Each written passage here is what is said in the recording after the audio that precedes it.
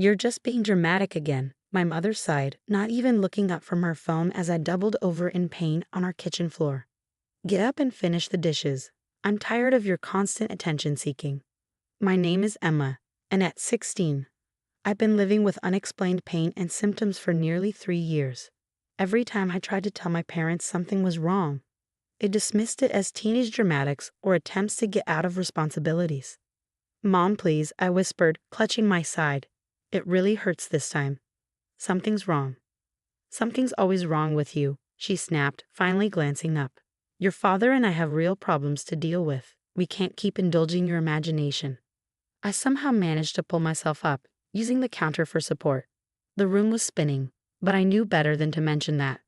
Last time I complained about dizziness, they grounded me for making up stories to skip school. My father walked in, his face hardening at the sight of me leaning against the counter. Emma, enough. Your mother and I are hosting the neighborhood association meeting tonight. I won't have you embarrassing us with another one of your episodes. Episodes, that's what they called the times I collapsed at home, or when they found me crying in my room from pain so severe I couldn't stand up straight. Everything was an episode or an act or attention-seeking behavior. I think I need to see a doctor, I said quietly, knowing what the response would be. We've been through this, my father's voice turned cold. There's nothing wrong with you that better discipline wouldn't fix. Now finish those dishes and go to your room. I don't want to see any of your dramatic performances during the meeting. I nodded, fighting back tears. Crying would only make things worse. They'd take away my phone again, cut off my internet access, anything to teach me a lesson about manipulating them with tears. That night, lying in my bed, I could hear their voices floating up from downstairs.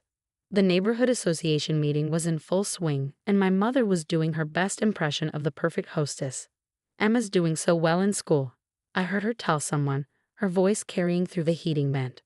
Though she can be a bit emotional sometimes, you know how teenage girls are.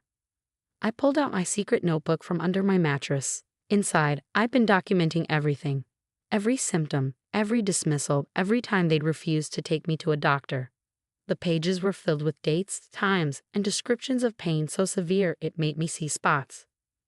My phone buzzed softly, a text from Ms. Martinez, my school counselor. She was the only one who seemed to believe something was really wrong. How are you feeling?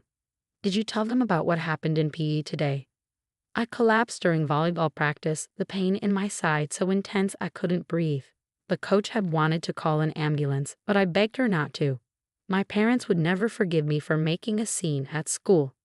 They didn't believe me, I texted back. Said I'm being dramatic again. Emma, this has gone on long enough, she replied. I have a friend who's a pediatrician. She can see you tomorrow during your free period. I'll pick you up myself. My hands shook as I read her message. A real doctor, someone who might actually listen. They'll never allow it, I wrote back. They don't need to know. You're 16. In our state, you can seek medical care without parental consent if a school official accompanies you. I've already checked. I stared at her message, hope and fear battling in my chest.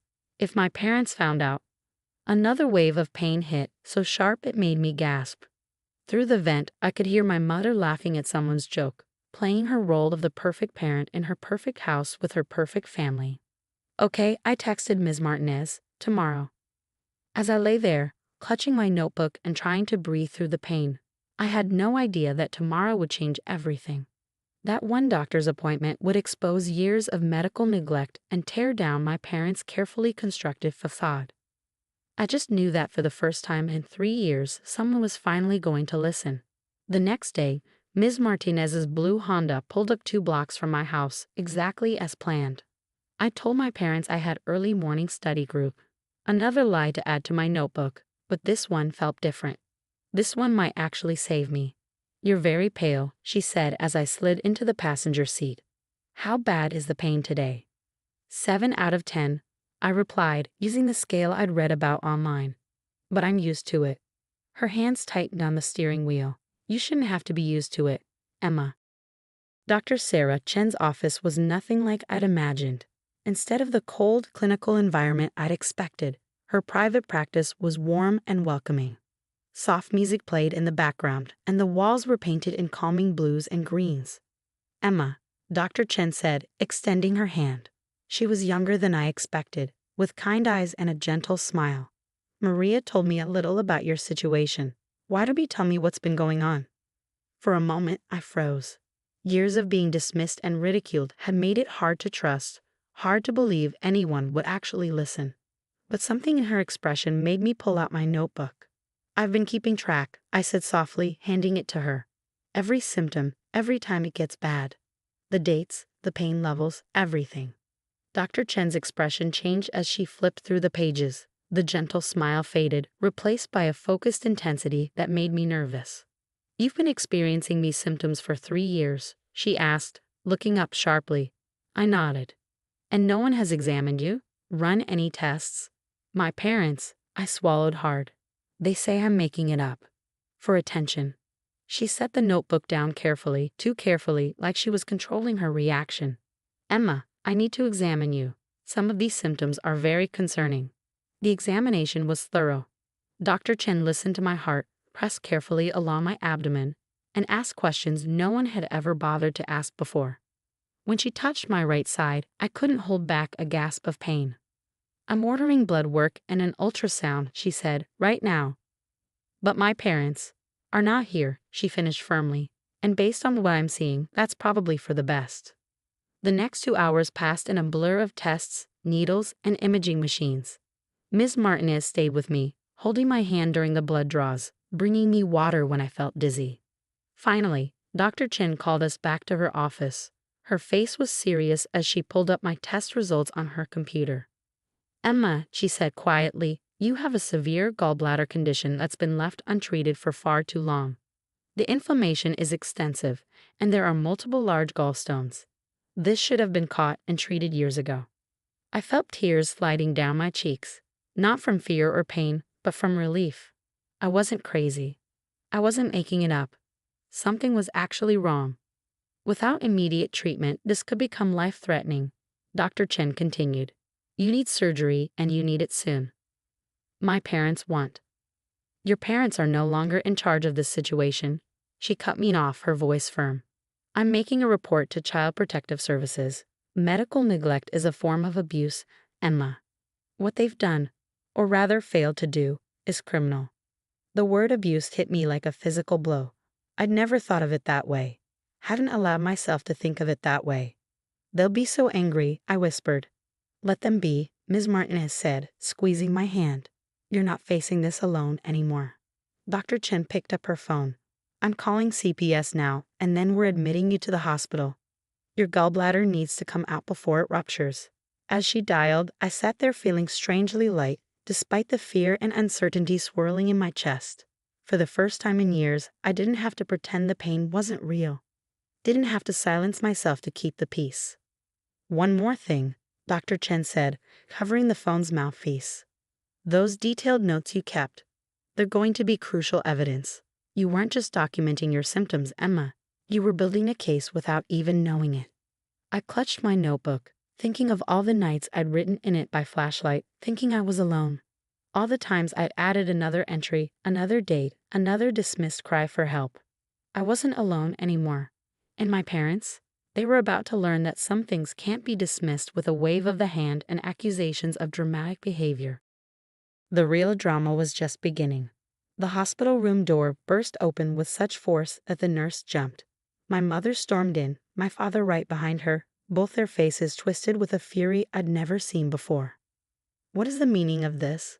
My mother hissed, waving a paper, probably the CPS notification. How dare you go behind our backs and create this ridiculous situation? Before I could respond, Dr. Chen stepped between them and my hospital bed. Mr. and Mrs. Walker, I'm Dr. Chen.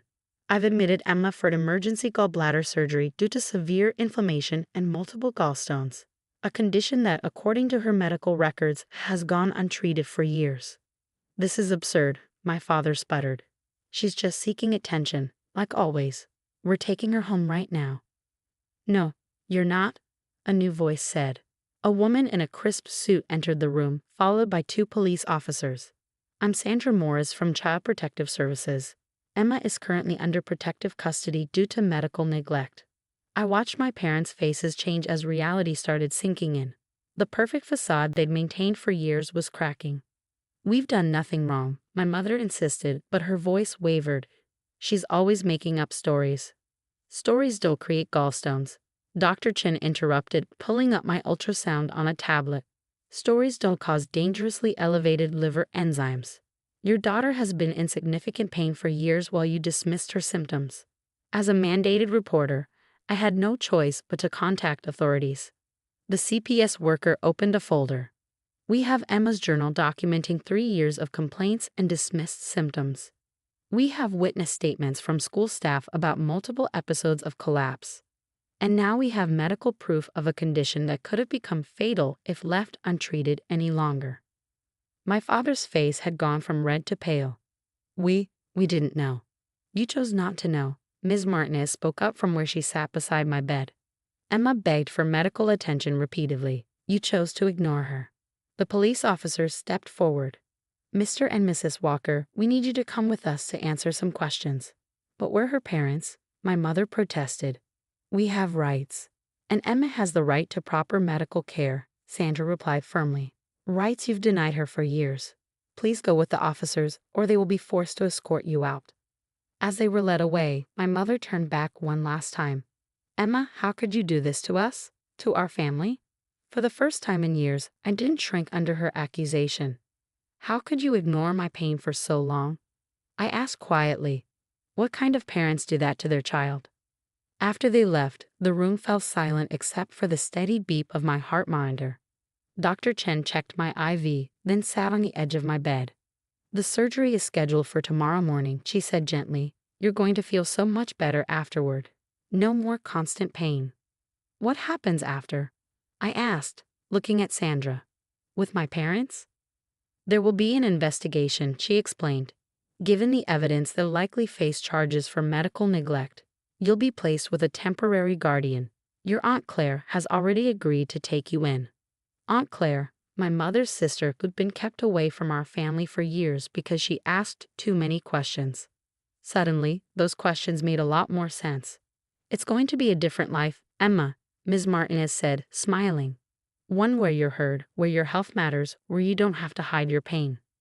I touched my notebook, thinking of all the entries I'd made, all the nights I'd questioned my own sanity because they'd made me doubt myself so much. "They almost convinced me it was all in my head," I whispered. "But they didn't succeed," Dr. Chin pointed out. "You kept documenting everything. On some level, you knew the truth." Sandra patted my hand.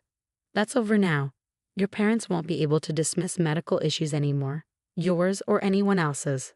Your documentation might even help other kids in similar situations." As I lay back against the pillows, exhausted but relieved, I thought about the years of gaslighting, of being told I was dramatic, of having my pain dismissed as attention-seeking. Tomorrow, the surgeons would remove my gallbladder, but they'd already removed something else. The weight of silence, the burden of doubting myself, the constant fear of not being believed. My parents had always said family problems should stay private, but some secrets need to be exposed to the light. Some stories need to be told. And sometimes the bravest thing you can do is speak up and let the truth set you free. As I drifted off to sleep, for the first time in years, I felt safe, protected, believed. The pain hadn't gone away yet, but now it had a name, a solution, and most importantly, witnesses who wouldn't let it be ignored anymore. Sometimes healing starts with being heard.